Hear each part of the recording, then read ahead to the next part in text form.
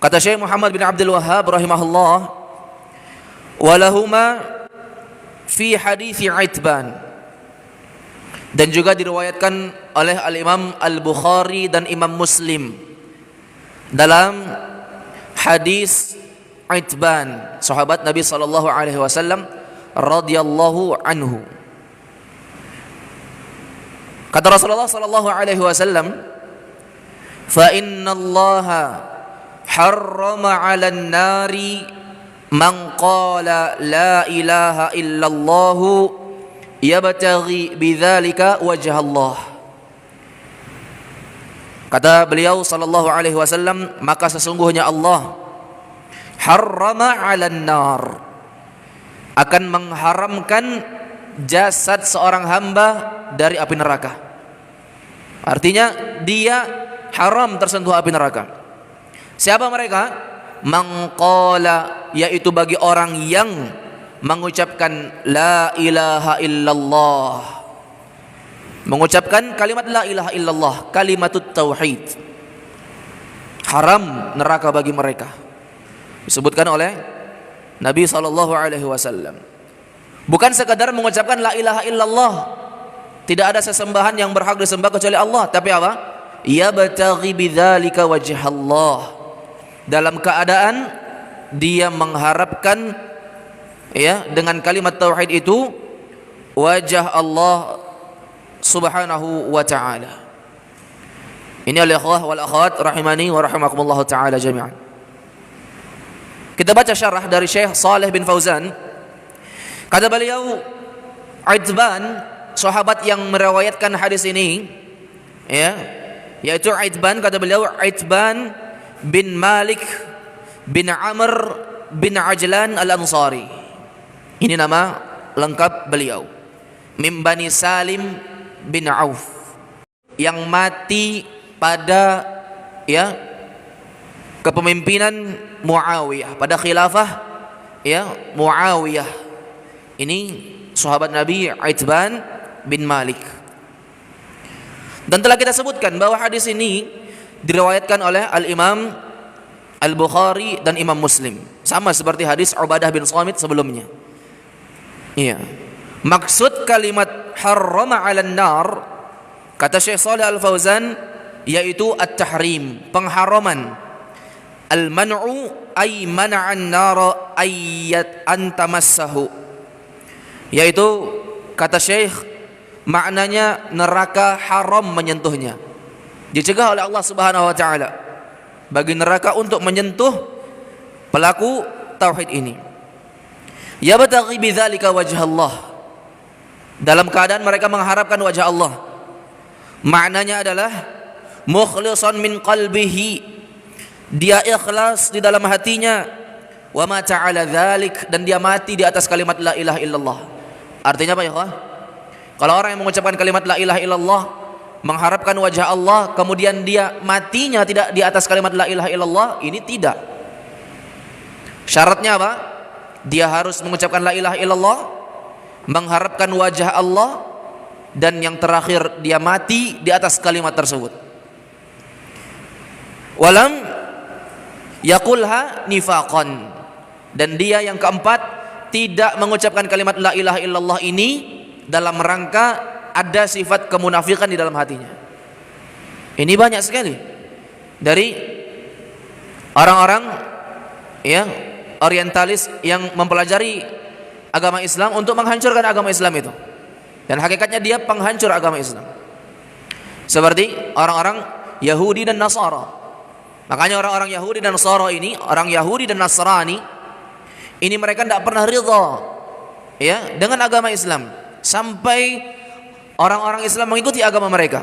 Allah menegaskan, walan tarda ankal yahudu walan nasara hatta tattabi'a millatahum. Kata Allah Subhanahu wa taala, dan tidak akan pernah ridha, ya, Yahudi dan Nasara terhadap kaum muslimin, hamba Allah Subhanahu wa taala, hatta tattabi'a millatahum, sampai mereka mengikuti millah Yahudi dan Nasara itu. Tidak akan ridha mereka kecuali diikuti agama mereka. Ini khonifidin wa khatibillah rahimani wa rahimakumullahu ta'ala jami'an. Jadi tidak boleh mengucapkan kalimat la ilaha illallah dalam rangka kemunafikan. Makanya makna munafik disebutkan oleh para ulama yaitu yudhirul muslim ya wa yubtinul kafir. Dia menampakkan keislaman seakan-akan Islam zahirnya, tapi dalam hatinya dia sembunyikan kekafiran.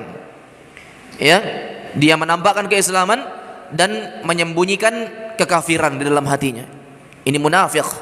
Ya, yang disebutkan oleh Allah Subhanahu wa taala, innal munafiqina fid darkil asfali minan nar. Sesungguhnya orang-orang munafik, maka mereka akan ditempatkan oleh Allah Subhanahu wa taala di dalam kerak-kerak api neraka. Neraka yang paling bawahnya. Innal ikhwah wal akhwat rahimani wa rahimakumullah taala jami'an. Kemudian kata Syekh Shalih Al-Fauzan hafizahullah taala wa ra'ah, makna al-ijmali lil hadis. Makna global dari hadis Itban bin Malik ini. Kata beliau hafizahullah, anna Rasulullah sallallahu alaihi wasallam yukhbiru khabran muakkidan anna man talaffadha bi kalimati la ilaha illallah qasidan ma tadullu alaihi min al-ikhlas wa nafyi syirki amilan bi dzalika zahiran wa batina wa ma ta'ala tilka al-hal lam tamassahun naru yaumal qiyamah. Bahwa Rasul sallallahu alaihi wasallam beliau mengkhabarkan penguat bagi orang-orang yang mengucapkan, melafadzkan, melontarkan kalimat la ilaha illallah qasidan, dengan memaksudkan niat untuk mengharapkan wajah Allah. Ma tadullu alaihi minal ikhlas, mereka menunjukkan dari keikhlasan yang ada pada wajah mereka ketika mengucapkan kalimat la ilaha illallah, dan mereka meniadakan kesyirikan. Mereka tidak pernah mengamalkan kesyirikan secara zahir maupun batin.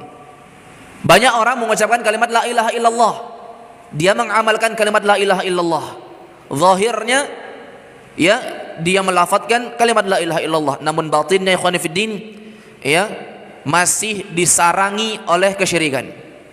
Seperti dia masih membangun kecintaannya kepada selain Allah, dia membangun loyalitasnya kepada selain Allah. Ini akhwah rahmani rahmakumullah ya, termasuk dari kesyirikan. Dan juga sebagian hamba ada yang dia menyerahkan rasa takutnya kepada selain Allah Subhanahu wa taala. Seperti yang telah kita sebutkan. Seperti contohnya seorang hamba yang hendak menegakkan ibadah tapi takut ancaman ya dari para dukun, tukang sihir maupun makhluk-makhluk yang merupakan musuh Allah Subhanahu wa taala. Takut akhirnya melakukan ibadah. Iya, tidak mau sholat. Kenapa? Karena takut dengan makhluk gaib. Maka ini al-ikhwah wal akhwat rahimani wa rahimakumullah termasuk kesyirikan, dan syiriknya syirik akbar. Disebabkan apa? Dia memalingkan ya al-khauf ini ibadah. Dia palingkan kepada Allah Subhanahu wa taala. Makanya kata al-Imam Muhammad bin Abdul Wahhab At-Tamimi An-Najdi ya, faman sarafa minha syai'an li ghairillah ya fahuwa musyrikun kafir. Siapa yang memalingkan ibadah kepada selain Allah, maka dia musyrik kafir, yukhriju 'anil millah, dia keluar dari agama Islam. Innal ikhwa wal akhwat rahimani wa rahimakumullah.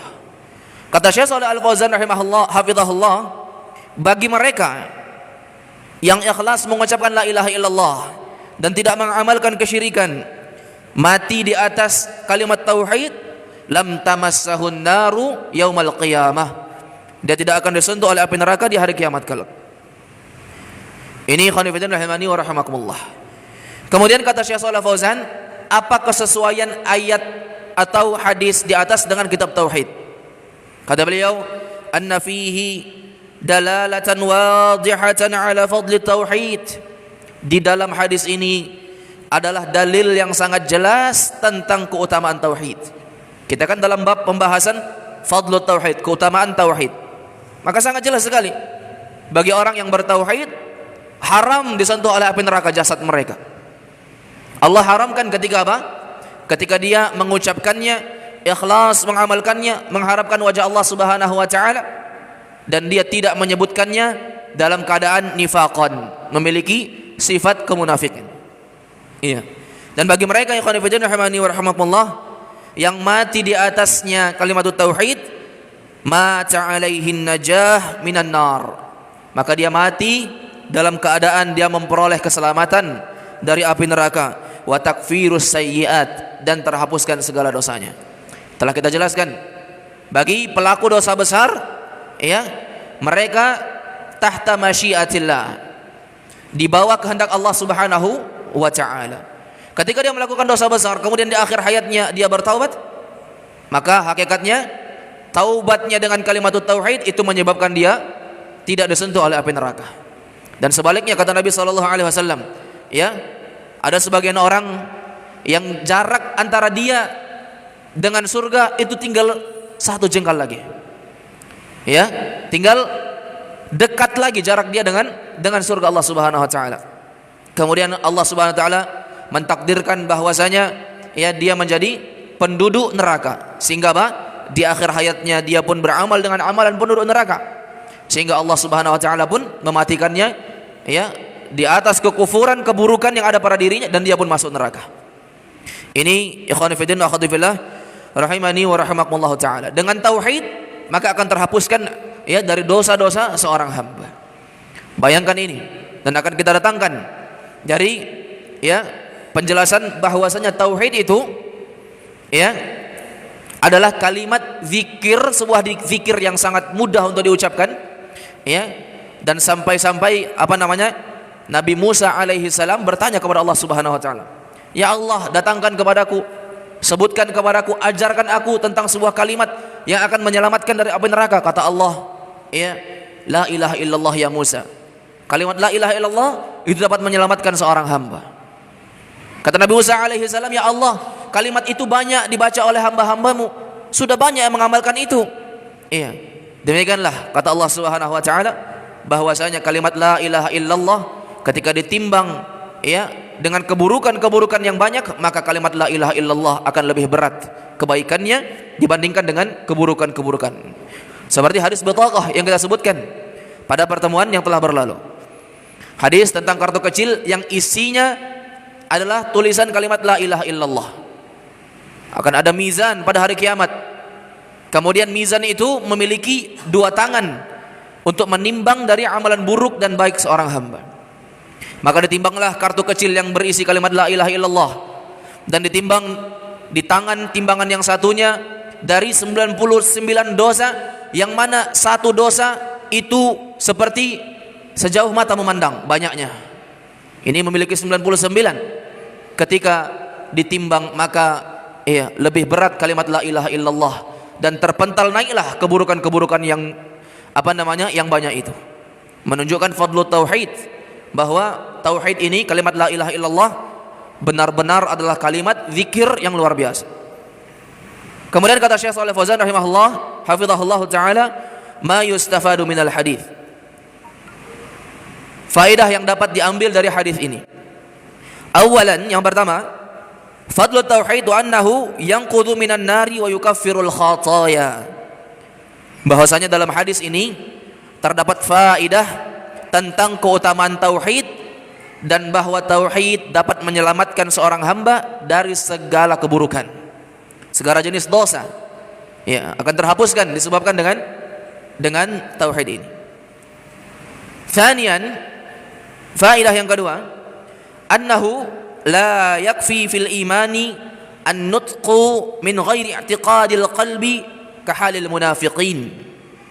Bahwa tidak cukup di dalam keimanan mengucapkan ya tanpa meyakini di dalam hati tentang kalimat la ilaha illallah ini.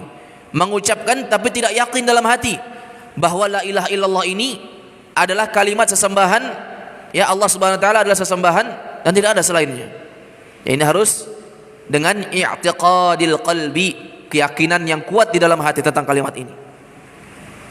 Makanya di antara syarat la ilaha illallah yaitu ya i'tiqad, keyakinan. Tsalitsan, faedah yang ketiga, annahu la yakfi fil imani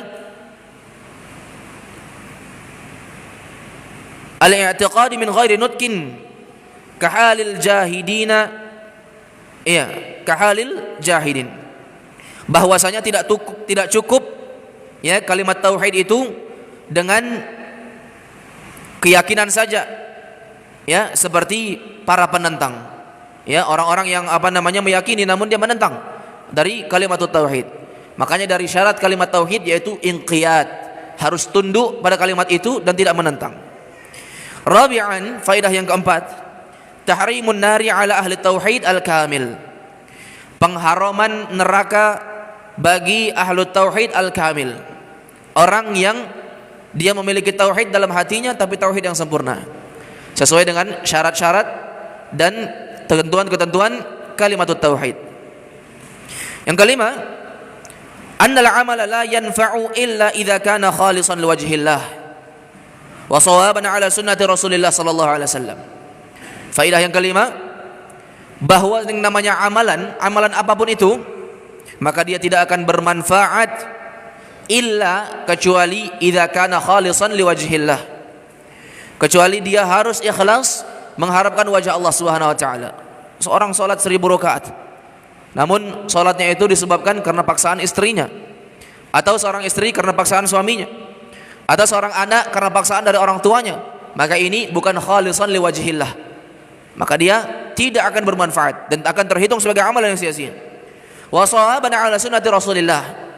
Yang kedua, harus amalan itu sesuai dengan contoh yang dicontohkan Nabi sallallahu alaihi wasallam. Sadisan, faedah yang keenam, anna man qala la ilaha illallah wa huwa yad'u ghairallahi lam tanfa' ka hali ibadil qubur al-yawm yaquluna la ilaha illallah wa hum yad'una al-mauta wa yataqarrabuna ilaihim. Bahwasanya orang yang mengucapkan kalimat la ilaha illallah tapi dia berdoa kepada selain Allah. Ada juga yang seperti ini keadaannya, kata Syekh Shalih Fauzan. Dia meyakini la ilaha illallah, mengucapkannya, tapi dia tidak ikhlas hanya kepada Allah. Tapi apa?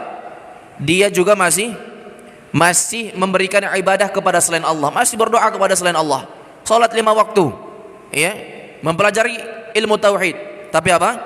Tapi mereka mengatakan, ya, tentang kalimat la ilaha illallah sementara mereka masih yad'unal mauta, mereka masih berdoa kepada orang mati, ya, meminta permohonan kepada orang mati. Ya Syekh, tolong kami ya Syekh, hilangkan balak dari negeri kami, ya. Wahai imam, tolong hancurkan negeri-negeri yang membinasakan kami. Dia meminta sesuatu kepada orang mati, sementara apa? Tidak diperbolehkan bertawassul meminta kepada orang mati, orang yang tidak mampu. Iya. Ini oleh khawal akhwat rahimani wa rahimakumullah sangat banyak. Dan juga banyak orang yang meminta kepada ahlul kubur, kepada kuburan, ya, berdoa di kuburan, ya, menyembelih di kuburan, bertaqarrub kepada ahlul kubur. Mereka mendekat kepada ahlul kubur dan ini kekufuran, merupakan kesyirikan. Yang ketujuh dari faedah dalam hadis ini, itsbatul wajhi lillah ala ma yaqilu bi jalalihi wa 'azamatihi. Penetapan aqidah Ahlussunnah wal Jamaah bahwa adanya wajah bagi Allah Subhanahu wa taala. Kenapa?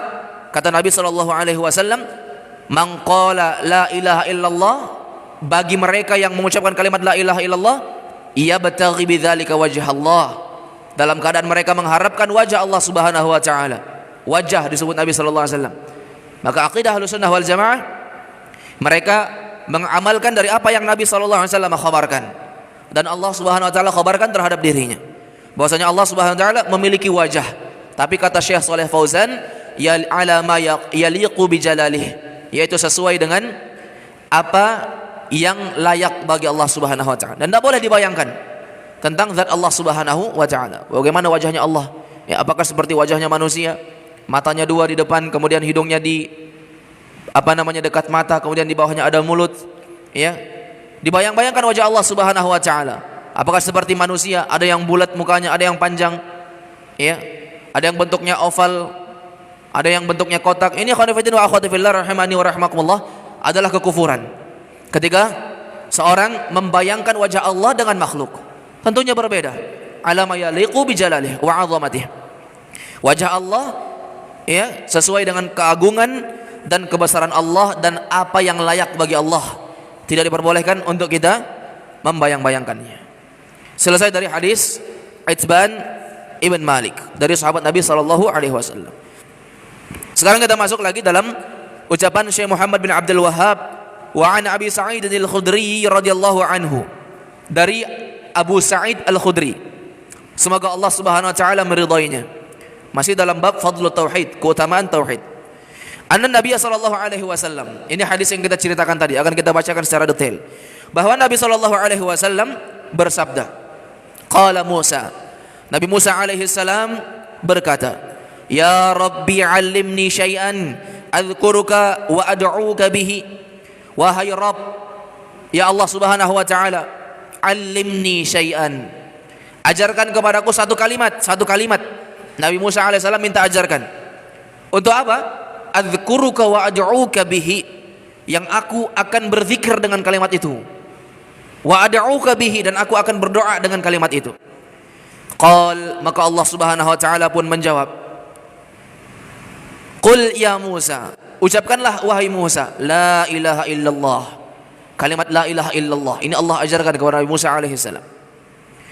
Maka kata Nabi Musa alaihi salam, qal, beliau mengatakan, ya Rabbi, wahai Rabbku, kullu ibadika yaquluna hadha, semua hambamu kebanyakannya telah mengucapkan kalimat ini, kalimat la ilaha illallah ini. Maka Allah Subhanahu wa taala pun berfirman kepada Nabi Musa, qal, Allah berfirman, ya Musa, wahai Musa, law anna as-samawati as-sab'a wa 'amirihunna ghairi wal ardina sab'a fi kiffah wa la ilaha illallah fi kiffah malat bihinna la ilaha illallah. Rawahu Ibnu Hibban wal Hakim wa sahhahahu. Kata Allah Subhanahu wa taala, wahai Musa, andai kata Allah Subhanahu wa taala, 7 lapis langit serta penghuni yang ada di langit itu, semuanya 7 lapis langit beserta penghuni-penghuni yang ada di langit itu selain diriku, kata Allah Subhanahu wa taala, dan 7 lapis bumi disamakan di dalam satu tangan timbangan, dan kalimat la ilaha illallah di satu timbangan lagi, maka kata Allah Subhanahu wa taala, malat bihinna la ilaha illallah, tentu saja akan lebih berat kalimat la ilaha illallah ini. Bayangkan al-ikhwah wal akhwat rahimani wa rahimakumullah, betapa besarnya bumi ini kita lihat, sementara dia memiliki 7 lapis dan langit juga 7 lapis. Ketika ditimbang di dalam satu tangan timbangan dan satu lagi ditimbangkan kalimat la ilaha illallah, malat bihinna la ilaha illallah, kata Nabi sallallahu alaihi wasallam, akan lebih berat kalimat la ilaha illallah. Menunjukkan betapa dahsyatnya dari kalimat la ilaha illallah ini. Hadis ini diriwayatkan oleh Al-Imam Ibnu Hibban dan juga Al-Imam Al-Hakim mensahihkannya. Hadis ini dari sahabat Abu Sa'id Al-Khudri radhiyallahu taala anhu. Siapa namanya? Abu Sa'id Al-Khudri, nama lengkap beliau huwa Abu Sa'id Al-Khudri, ya, As-Sa'ad bin Malik bin Sinan. Namanya adalah Sa'ad bin Malik bin Sinan Al-Khazraji Al-Ansari, dari Bani Khazraj, dan dia Al-Ansari, ya, orang penduduk Ansar, ya. Al-Khudri, adapun Al-Khudri itu nisbah kepada Bani Khudrah. Jadi ada, ya, sebuah keturunan Khudrah, makanya dia menisbahkan namanya menjadi Al-Khudri, seperti itu. Ini sahabat yang mulia, sahabat yang sangat terkenal, ya, yang dia meriwayatkan hadis yang banyak, ya, Abu Sa'id Al-Khudri radhiyallahu taala anhu. Ini khonifidin wa akhwatibillah rahimani wa rahimakumullah. Adapun Nabi Musa yang disebutkan dalam cerita ini, maka beliau adalah Musa bin Imran Rasulullah sallallahu alaihi wasallam. Dia adalah Musa bin Imran dari, ya, utusan Allah Subhanahu wa taala yang diutus kepada Bani Israel, dan dia dijuluki sebagai Kalimur Rahman, ya, orang yang berbicara kepada Ar-Rahman, yaitu Allah Subhanahu wa taala. Jadi Nabi Musa alaihi salam disebutkan bahwasanya beliau di dalam hadis ini meminta agar apa? Agar Allah Subhanahu wa taala mengajarkan kepada beliau tentang sebuah kalimat yang mau beliau pakai berzikir dan berdoa kepada Allah Subhanahu wa taala. Maka, ya, Allah Subhanahu wa taala pun menyebutkan tentang kalimat la ilaha illallah ini. Ini al-ikhwah wal akhwat rahimani wa rahimakumullahu taala jami'an.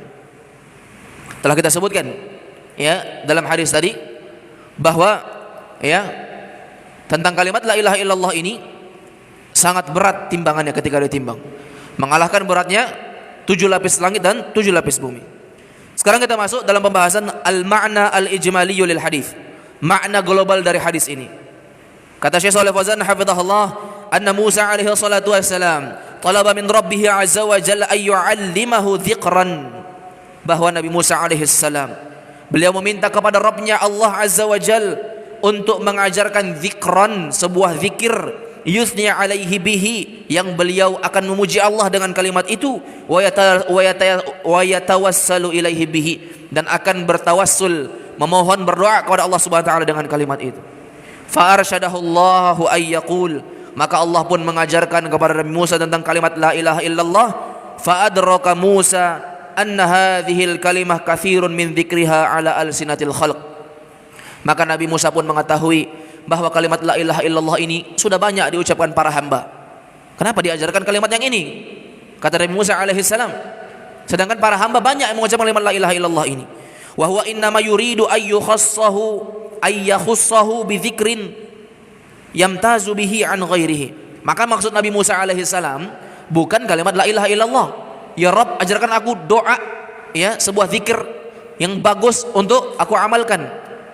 Maksud Nabi Musa bukan kalimat la ilaha illallah, kalimat lain, agar apa? Terbedakan antara Nabi Musa dan selainnya.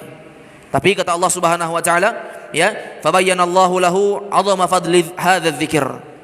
Maka Allah Subhanahu wa taala pun ya menjelaskan kepada Nabi Musa alaihi salam tentang keutamaan zikir ini. Alladzi arsyadahu ilaihi, yang Allah Subhanahu wa taala ajarkan, bimbingkan kepada Nabi Musa alaihi salam. Wa annahu la syai'a yu'adiluhu fil fadl. Maka kata Syekh Shalih Fauzan hafizahullah, dan tidak ada yang bisa menandingi kalimat la ilaha illallah satupun itu. Tidak ada yang bisa menandingi kalimat la ilaha illallah. Kemudian ikhwah wal akhwat, yang terakhir dari faedah dalam hadis ini. Yang pertama, awalan azmu fadli la ilaha illallah. Faedah dalam hadis Abu Sa'id Al-Khudri yang kita bacakan tadi. Yang pertama, keagungan, kemuliaan dari kalimat la ilaha illallah. Lamma tatadammanuhu fit tauhid wal ikhlas. Ketika terkandung makna di dalamnya tauhid dan ikhlas, maka akan sangat memberikan athar, bekas tentang kalimat la ilaha illallah ini. Yang kedua, fadlu Musa alaihi salam wa hirsuhu ala taqarrubi ilallah.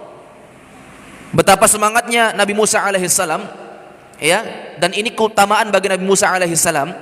Dengan semangat Nabi Musa alaihi salam, beliau meminta Allah agar mengajarkannya tentang kalimat la ilaha illallah ini. Ya, semangat Nabi Musa alaihi salam untuk mendekat kepada Allah Subhanahu wa taala. Bukan seperti kita, ya, orang-orang yang jauh dari ilmu agama, yang datang taklimnya cuma sepekan sekali. Ini al-ikhwah wal akhwat rahimani wa rahimakumullah, ketika disampaikan kebenaran maka mereka menjauh.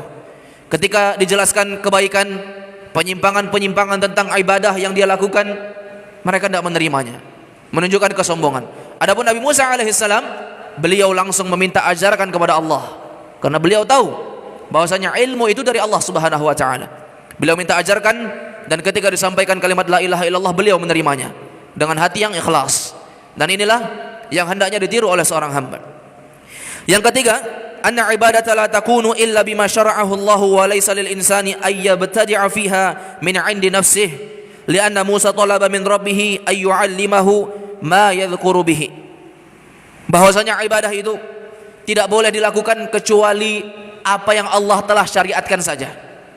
Ini faedah, ya, yang ketiga. Tidak boleh seorang hamba melakukan ibadah kecuali sesuai dengan apa yang Allah telah syariatkan, dan diharamkan bagi seorang hamba bahwasanya dia melakukan perbuatan baru, ibtida' fid din, melakukan ibtida', amalan-amalan baru di dalam agama yang sesuai dengan hawa nafsunya. Tidak boleh. Ya, yang sudah disyariatkan saja sudah banyak. Ya, salat 5 waktu, puasa, zakat, haji, sedekah bagi orang yang mampu, ya, berhaji bagi orang yang mampu, sedekah ketika mereka memiliki harta, mengeluarkan zakat ketika telah sampai nisabnya. Ini al-ikhwah wal akhwat rahimani wa rahimakumullah. Beramal dengan apa yang telah disyariatkan dan diharamkan seorang untuk melakukan bid'ah di dalam agama. Yang berikutnya, faedah yang berikutnya, bahwasanya ya Allah Subhanahu wa taala itu berada di atas langit. Allah Subhanahu wa taala berada di atas langit. Kenapa? Kata Nabi sallallahu alaihi wasallam di dalam hadis Abu Sa'id Al-Khudri tadi, kata beliau sallallahu alaihi wasallam, wahai Musa, andai kata 7 lapis langit selain aku dan 7 lapis bumi itu ditimbang, ya, maka akan lebih berat kalimat la ilaha illallah dibandingkan 7 lapis langit dan 7 lapis bumi. Syahid kita, pembahasan kita, andai kata 7 lapis langit selain aku, kata Allah, menunjukkan Allah Subhanahu wa taala di mana? Di atas langit. Dan orang-orang yang ya sangat kekurangan dari ilmu yang mereka miliki dengan kejahilan dan kesesatan mereka, sehingga mereka mengatakan bahwasanya Allah Subhanahu wa taala itu di mana-mana dan bukan di atas. Dan ini penyimpangan yang sangat besar dan merupakan kekufuran, bukan penyimpangan yang kecil. Ketika kita mengatakan Allah Subhanahu wa taala bukan di arsy, bukan di atas langit. Sebagian orang di zaman ini mempelajari ilmu agama yang katanya dia lulusan dari Maroko, lulusan dari Saudi Arabia, lulusan dari Universitas Jamiah Islamiyah, pulang ke Indonesia mengatakan Allah Subhanahu wa taala di mana-mana. La haula wala quwata illa billah. Kejahilan dan kesesatan yang membodohi umat tentang perkara berkaitan dengan Rabb mereka. Dan ini ikhwah rahimani wa rahimakumullah termasuk musibah yang sangat besar. Dan hendaknya kita banyak-banyak meyakinkan dari anak-anak kita, telah kita ajarkan bahwasanya Allah Subhanahu wa taala itu berada di atas langit, berada di arsy-Nya, dan Allah Subhanahu wa taala beristiwa di atas arsy-Nya. Ini khairuddin wa khairubillah rahimani wa rahimakumullah. Kemudian faedah yang berikutnya, annahu la budda fi dzikri bi hadhihi al-kalimah min at-talaffuz biha kulliha wa la yaqtasiru ala lafdzil jalalah Allah kama yaf'alu ba'dul juhal. Dan hendaknya seseorang itu ketika berzikir la ilaha illallah, maka dia tidak mengucapkan kalimat la ilaha illallah itu dengan menguranginya, seperti yang dilakukan oleh orang-orang jahil, mengucapkan kalimat la ilaha illallah dengan illallah, illallah, illallah. Berzikir hanya dengar illallah, illallah. Lama-lama semakin cepat illallah, illallah. Akhirnya apa? Allah, Allah, Allah, Allah. Terakhir apa? Dia bilang hu, Allahu, hu. Seperti itu. Ini sebagian amalan orang jahil. Maka kata Syekh Shalih Fauzan hafizahullah, hendaknya seseorang mengucapkan kalimat la ilaha illallah dengan kesempurnaan kalimat la ilaha illallah, tidak menguranginya sama sekali. Yang ketujuh, dalam hadis ini bahwasanya ada penetapan tentang akidah Ahlussunnah wal Jamaah, bahwasanya dari keyakinan Ahlussunnah wal Jamaah akan ditegakkannya mizan pada hari kiamat. Makanya perhatikan kalimat la ilaha illallah ketika ditimbang di atas sebuah mizan, timbangan di hari kiamat, dan langit dan bumi ditimbang di atas timbangan juga, maka akan lebih berat kalimat la ilaha illallah. Menunjukkan keyakinan Ahlussunnah wal Jamaah adanya mizan, timbangan yang hakiki, yang hissi, yang bisa didapati secara langsung mizan ini menurut keyakinan Ahlussunnah wal Jamaah. Yang berikutnya, bahwasanya para nabi itu juga perlu diingatkan tentang keutamaan kalimat la ilaha illallah. Walaupun dia nabi, walaupun dia adalah Rasulullah, walaupun dia adalah utusan Allah, penting untuk diingatkan tentang kalimat la ilaha illallah. Perhatikan Nabi Musa alaihissalam, Nabiullah, tapi apa? Allah masih mengingatkan kepadanya apa? Kalimat la ilaha illallah. Apalagi kita, orang yang jahil, penuh dengan kesesatan, kebodohan tentang agama, pelanggaran akan syariat, maka akan lebih layak lagi untuk dijelaskan tentang kalimat la ilaha illallah. Yang paling terakhir dari faedah yang dapat kita petik pada hadis Abu Sa'id Al-Khudri ini, annal ardina sab'un kasamawat. Penetapan bahwasanya bumi itu ada 7 lapis dan langit ada 7 lapis.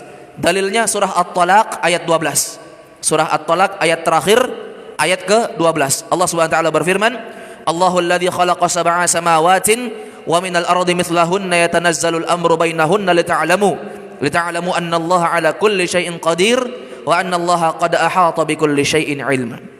Kata Allah Subhanahu wa taala, Allah Subhanahu wa taala yang menciptakan langit 7 lapis dan bumi juga 7 lapis. Dan Allah Subhanahu wa taala memerintahkan kepada keduanya. Artinya apa? Allah SWT menciptakan keduanya, iya, dan menjalankan tugasnya sebagaimana yang Allah SWT tugaskan. Untuk apa itu? Lita'lamu, agar kalian tahu, annallaha ala kulli syai'in qadir, bahwa Allah SWT itu maha mampu, wa annallaha qad ahata bikulli syai'in ilma, dan agar juga kalian tahu bahwa Allah Subhanahu wa taala ilmunya maha meliputi perbuatan para hambanya. Selesai ya khonifidin wa khonifillah rahimani wa rahmakumullah. Masih ada satu hadis lagi dalam bab fadlut tauhid wa ma yukaffiru minadz-dzunub, dan insyaallah ini akan kita baca pada pertemuan berikutnya. Semoga bermanfaat apa yang telah kita sampaikan ini. Hadanallahu wa iyyakum ajma'in, wa sallallahu ala nabiyyina Muhammadin wa ala alihi wa sahbihi wa man tabi'ahum bi ihsanin ila yaumiddin, wa akhir da'wana anil hamdulillahi rabbil alamin. Subhanakallahumma wa bihamdik, asyhadu an la ilaha illa anta astaghfiruka wa atubu ilaik. Assalamualaikum warahmatullahi wabarakatuh.